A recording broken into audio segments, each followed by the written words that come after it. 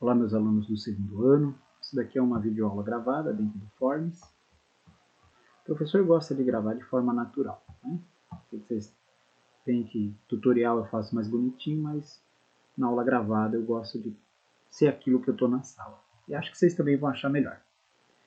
Então, assim, em especial o segundo ano do Manuel, a gente fez um trabalho muito bonito de nivelamento. Então, para fazer o nivelamento de segundo bimestre, para que vocês não sofram defasagens, então, antes de entrar em Locke, eu vou explicar um pouquinho do contratualismo e aproveito ensinando Hobbes para vocês. Tá?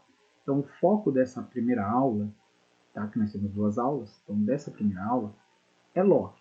Mas vocês, para entenderem o contratualismo que Locke tem, a gente vai ver um contratualista muito importante, que hoje se descobriu, antes não se sabia, né? Faz pouco tempo, que Locke era um leitor de Hobbes. Então, vamos entender. Hobbes defendeu o seguinte, que os seres humanos só vão conseguir viver e conviver se houver um Estado soberano, a única fonte de poder e autoridade. Vocês vão lembrar do nosso primeiro bimestre. Mas o Hobbes, aí aqui eu estou mostrando a capa do livro dele, lá do final do medieval, então a gente está voltando muitos séculos. O Hobbes nem é renascentista, tá? Ele é do final do medieval. Então o livro dele chama Leviatã. Deixa eu pegar aqui que eu tenho, tá? Eu tenho porque na faculdade a gente precisa ler e eu gostei de ler. Eu vou levantar mesmo, vocês vão ter que ver. Eu tenho uma edição aqui mais baratinha, mas muito boa, tá? Do Leviatã. É um calhamação. É um livro de política e de outras áreas de filosofia. Tá? O meu, particularmente o meu, ele é cheio de notas. Vocês vão ver aqui, ó. Uma notinha aqui. Qualquer ponto que abrir. Ó. Nota. Tem uma nota aqui, ó. Tá. Mas já tá ficando entediante fazer isso. Então, Hobbes, ele vai ter uma sacada. Assim, ele sabe que a ideia dele não seria aceita facilmente. Então, ele procurou uma premissa muito boa. Mas vamos entender o contexto dele. Quando vocês lá na aula de história veem o medieval, é aquele período chamado que o feudalismo era uma lógica de funcionamento. Tá. Então, cada senhor feudal protegia a sua área. Ele era o chefe. O que para você entender o Hobbes, você tem que ver que o Hobbes estava vendo isso acabando, final do feudalismo. Então não haviam mais senhores para proteger, não havia quem cuidava das estradas, os cavaleiros não prestavam mais serviço, então a segurança acabou. E os ataques para dominar a área de um e de outro cresceram, o equilíbrio foi perdido. O Hobbes viu uma situação de muita guerra, tá? Ele viu muitas guerras mesmo, na Inglaterra e pela Europa. E não era uma guerra só com estrangeiros, era uma guerra entre eles, tá? E aí o Hobbes, vendo o final do feudalismo, olha ali, olha o destaque verde ali, tá? Vendo o final do feudalismo, estava aparecendo, começando o Renascimento. E aí apareceram algumas brechas boas para ele. Então ele, em seu livro chamado Leviatã, que eu mostrei no início, ele vai falar, ele defendeu uma nova interpretação do homem. Porque todos os homens são movidos, todos os seres humanos, né? São movidos por suas vontades. Isso coloca que tudo, educação, erudição, hábitos da família, da religião, vem depois. A essência do homem é ele ser movido pelas suas vontades. E isso coloca o seguinte, não tem maçã para todo mundo, mas todos querem. Então vão surgir conflitos. O Hobbes vai defender a hipótese, não, ele vai afirmar que os seres humanos são criaturas movidas por desejo, então existe um equilíbrio muito fino. Ele vai falar que no passado, ele não está preocupado se foi verdade, porque ele vai falar que nós ainda somos assim. No passado, quando não havia Estado, tá, e a gente vai entender o que ele chama de Estado, os seres humanos viviam em guerra constante. Eu gosto de comparar que ele não está dizendo que é igual no Rio de Janeiro. No Rio de Janeiro, as facções controlam. O que ele está falando é que não tem ninguém controlando. Você não consegue sair de casa sabendo se você volta vivo. Mas isso é todos, tá? É uma situação que não é igual à insegurança por falta de polícia, por incrível que pareça, que é uma situação já ruim, que é falta de Estado, segundo a visão hobbesiana. Tá? Então ele vai falar, nessa situação, todos os homens têm medo de todos. É muita gente para você ter medo. Então eles perceberam uma coisa, gente, se eu deixar de lutar, se eu deixar de matar os outros para querer o que eu quero, deixar só um para cuidar disso, ele cuida de todos, será que a gente não conviveria melhor? Então, eu sei que vocês podem estar achando meio forçado, mas o que o Hobbes está falando faz sentido. Ele está falando assim, em vez de todo mundo ter medo de todos, vamos ter medo só de um, que é mais fácil? Dá para nós nos entendermos com ele. Então todo mundo abdica de usar as próprias mãos e deixa só um para usar a violência. Tá? O Hobbes vai falar, nessas condições nós somos mais livres. Sabe? A vida é melhor. A vida de forma prática, eu estou dando um zoom aqui, vocês vão esperar. A vida de forma prática fica mais fácil. Na verdade, ela fica possível. Sem essa condição é impossível viver. Tá? Então ele vai falar o seguinte, quando não tem quem manda, todo mundo quer mandar. E aí é muito difícil, são muitas leis, muitas regras, cada um quer uma coisa. Se só um mandar, é mais fácil. E assim, ele vai falar o seguinte, não dá para um cara colocar lei em tudo. Então, ele vai falar, quando todos podem criar leis, é muita lei, fica impossível. Quando é só um, vai ter menos leis. Pode ser muitas, mas ainda é menos do que esse total. Então você tem mais liberdade positiva, porque o rei ele não consegue criar lei para tudo. Se você só tem um rei. Entendeu a sacada? Se você só tem um rei. E aí ele fala, bom, cada pessoa é uma pessoa. Como é que a gente faz para todos terem um acordo, que é um contrato social? Pensa os homens lá, igual uns loucos que se matam e falam, tá, entendi, vou deixar de te matar para ouvir um pouquinho o que você quer falar. Então Hobbes falou o seguinte, os seres humanos, eles têm uma coisa que chama representação. Aí vocês vão ver como Hobbes ainda existe a ideia dele, o eco da ideia dele ainda hoje, além da soberania do Estado. Hobbes vai falar que nós temos a pessoa natural, que é quando é a própria pessoa. Então, por exemplo, quando eu dou aula para vocês, é a pessoa natural, é o próprio professor falando com vocês. A pessoa artificial é quando outra pessoa faz algo por mim, em meu nome. Então, por exemplo, quando o aluno precisa de alguma coisa na escola, vem o pai dele. O aluno ainda não tem pessoa natural pela lei, ele não pode por ele falar. Então vem o responsável.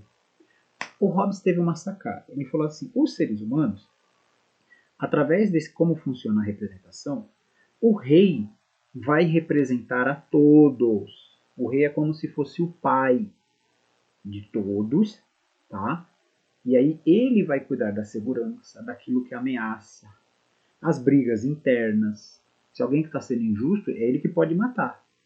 Lembra que eu falei na nossa aula de revisão? O rei pode matar, mas ele pode matar desde que ele represente o interesse de todos. Então, ele é o único que pode ter usado a força, tá? Já vou terminar.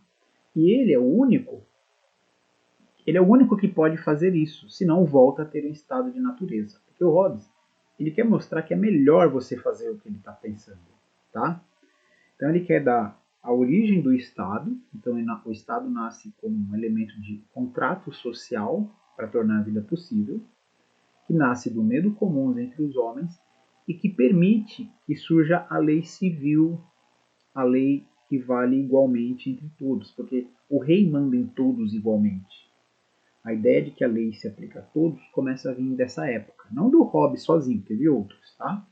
Mas é para vocês entenderem que o Estado nasce de um acordo, né? Ele presume esse estado de natureza selvagem, onde o homem é o lobo do homem, e aí eles fazem esse acordo. É mais fácil ter medo só de um que vai, ele manda, mas ele tem que defender nosso interesse. A lei civil que a gente estabelece, uma lei que vale para todos. Então Hobbes é um dos principais teóricos do Estado. A ideia de soberania do Estado, que só o Estado manda, é dele, tá? Ele não tem limites, ele pode mandar em qualquer coisa. Ele não tem nada acima dele. Isso é uma ideia do Hobbes, que segue até hoje, os estados são soberanos, Vocês já devem ter ouvido isso. Então, olha que Hobbes não é uma coisa do passado. E aí a gente conheceu um pouquinho da ideia de contrato social. Agora nós vamos para Locke, porque Locke leu isso daí, achou algumas ideias boas, gostou da ideia de observar a natureza, só que Locke muda alguns pontos. Então agora a gente vai propriamente para os pontos da aula, tá? Então a gente vai ver aqui, terminando o Hobbes, né, para o seu pensamento acompanhar, a gente vai ver o quê? Um pouquinho de empirismo, bem pouquinho mesmo, lei natural e direito natural, que aí ajuda a entender a teoria do indivíduo do Locke, tá? O Locke viveu depois do Hobbes, esse bonitão aí, né? Cadê ele? Aí ele também era muito inteligente, eu não comentei, mas o Hobbes, na época dele, ele seria como um cientista, tá? Alguém muito importante na questão do pensamento. E o Locke também. Pode ser algo antigo, mas ele foi, tá? Locke é um teórico dos direitos naturais do indivíduo. Isso é importante para entender sua teoria do indivíduo até seu pensamento político. Mas vamos entender aqui o que aconteceu com Locke. O Locke viveu um pouquinho depois do Hobbes, então melhorou, mas não melhorou muito. Se aquele estado de insegurança cresceu, já tinha surgido as guerras religiosas no lugar. Então o Locke viu muita violência. As instituições do Ocidente, estou lendo ali, né, elas não conseguiam mais justificar a hegemonia cristã. Isso ficou problemático. Então você tinha cristão matando cristão, tá? Como a moralidade ela era ligada à religião, né? É porque a religião educa os modos. A religião estava em crise. Então como que se ia defender a moralidade, né? E nem a tradição. Por quê? Estava havendo uma ruptura. Lembra que o Hobbes começou a ver isso? O Locke ainda pegou. Estava um pouquinho diferente, mas era o mesmo problema. E aí surgiam as crises políticas, porque todo rei que se pegava o trono perseguia a religião contrária, tá? Porque ele tinha medo também, né? Eles perseguiam, né, quem não tivessem a mesma fé. Como não havia uma base para a moralidade, como que ele ia defender o direito de um indivíduo? Que o rei não pode prejudicar o indivíduo. Tem que ter um motivo bom, não é qualquer motivo. O Locke tem que fazer o seguinte: eu não posso apelar à tradição. A gente já viu com o Hobbes que o Hobbes estava vendo a nova ciência, a ciência moderna nascendo, bebezinho ainda. O Locke já estava vendo um pouco melhor, já era uma criança. O Locke pensou: não posso usar a tradição, a nossa história. Não posso usar a religião. O que eu vou usar para convencer as pessoas? Ele vai falar que o indivíduo ele é capaz de aprender por ele mesmo. Ele era um empirista. Eu aprendo pelos sentidos. Eu só aprendo aquilo que eu vejo. Por isso que o indivíduo é o centro do conhecimento. Lembra um pouquinho o Descartes? Lembra. Uma hora a gente conversa isso. Então ele não vai usar a religião, nem a política, nem a tradição. Porque era aí que estava dando a treta. As guerras aconteciam por causa disso. Ele falou que, pela nossa capacidade de conhecer, a gente vai descobrir uma coisa chamada lei natural. Não é a lei da ciência, lembra, mas não é não, tá? E nem é a lei natural dos medievais, caso eu tenha algum aluno que saiba o que é. Locke era um cristão, então isso tem que aparecer aqui, mesmo que você fale, não sou cristão. Mas ele era, e aí ele vai mas a gente não precisa entrar no credo dele, mas para entender como que ele começa. Ele vai falar que Deus tem autoridade sobre o mundo e fez o modo como o mundo funciona. Tá? Tudo funciona conforme uma lei. Deus é o legislador. Então ele vai falar o seguinte: se a gente conhecer a lei primeiro, a gente entende como as coisas vão acontecer. Tá? Só que o diferente da tradição católica, ele vai falar o seguinte, que Locke era um protestante. Tá? Se eu não me engano, não quero errar aqui, eu sabia, porque ele é de um corpo cristão que não existe mais, por isso que é difícil lembrar o nome, mas eu sabia. Ele vai falar que a lei natural, você não precisa ser um cristão para conhecer a lei natural. Um chinês saberia qual é a lei natural, observando, lembra? Observando, o indivíduo. O indivíduo observa, ele conhece. Então ele vai falar o seguinte, se nós olharmos, por exemplo, os seres humanos, eles precisam de alimentos, senão eles morrem. Lembra o comportamento? Ele vai morrer. Então ele vai falar, então, é uma lei natural que todo ser humano precisa se alimentar. Muito difícil? É uma lei natural que o ser humano precisa beber água. É uma lei natural que o ser humano precisa conviver com outros. Por quê? Vamos defender essa lei. Porque ninguém consegue fazer tudo. A gente olha hoje como a gente vive e fala, ninguém consegue fazer tudo. Então a gente tem uma lei natural que conecta. O doido é que o Locke está falando que o ser humano é naturalmente sociável. Isso daí não aparece em vídeo de YouTube. Mas vamos resumir aqui. Então assim, ó, você não precisa ser cristão para conhecer a lei natural. A lei natural ajuda a entender o que acontece, tá? Não, a lei natural vem de alguém que tem autoridade, que é Deus. A lei natural explica o comportamento das coisas e você não precisa ser um cristão para conhecer as leis naturais. Elas são sobre o mundo, tá? Então, como a lei natural, ela é universal, ela está em todo tempo, em todo lugar, qualquer ser humano, se esforçar, pode reconhecer, tá? E eu estou falando bastante de lei natural para a gente entender o seguinte, tá? É preciso entender o papel da lei natural? Resposta: porque das leis naturais surgem as obrigações e podemos entender os direitos naturais. Locke vai defender que o indivíduo tem direitos naturais que não dependem da sua sociedade, tá? Não dependem de sua religião, não dependem de nada, são naturais. O indivíduo tem direitos naturais, tá? Por quê? Porque as leis naturais valem para todos. Então a gente vai chegar nesse outro ponto aqui. Entendendo que as leis geram obrigações, você vai entender que na medida em que surgem obrigações, você tem direitos. Então esse organograma, esse desenho que eu coloquei mostra que entendendo que existem leis naturais, você chega ao direito natural.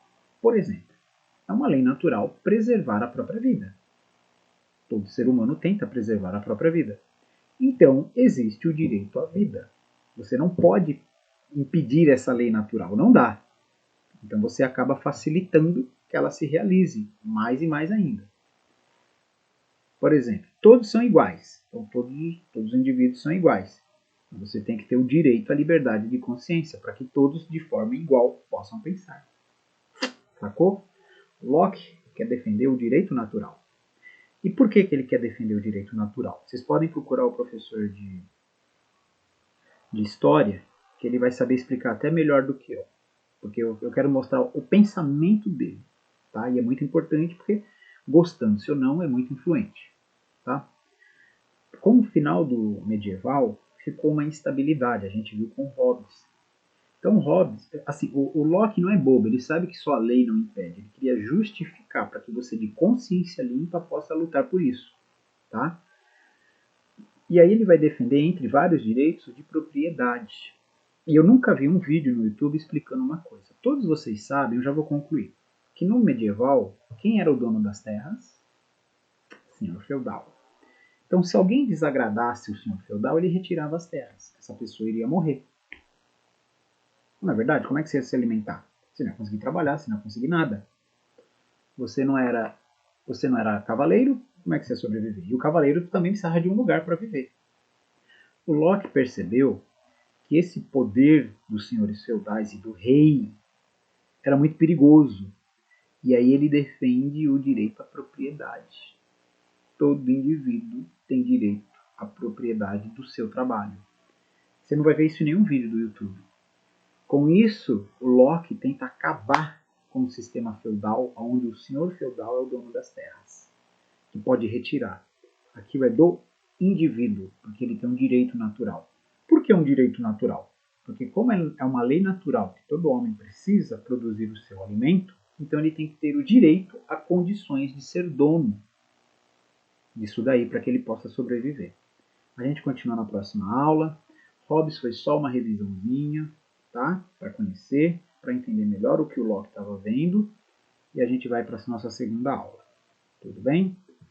Não estranhe de eu gravar assim mesmo, porque eu gosto de gravar do jeito que eu falo. Tudo bem? Vamos lá? Vamos para a próxima aula, no próximo vídeo.